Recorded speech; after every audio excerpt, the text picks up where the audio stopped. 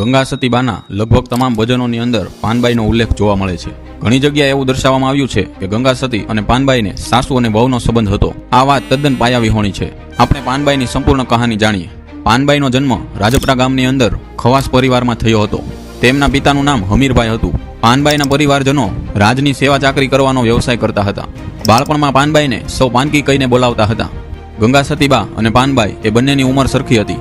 બાળપણથી જ તે બંને બહેનપણી પણ હતા અને ધર્મની અંદર બંનેને સરખી રુચિ હતી. વળી ક્ષત્રિય પરિવારોમાં રાજકન્યા સાસરે જાય ત્યારે તેમની સાથે તેમને મદદરૂપ થવા માટે એક વડારણ મોકલવામાં આવતી હતી.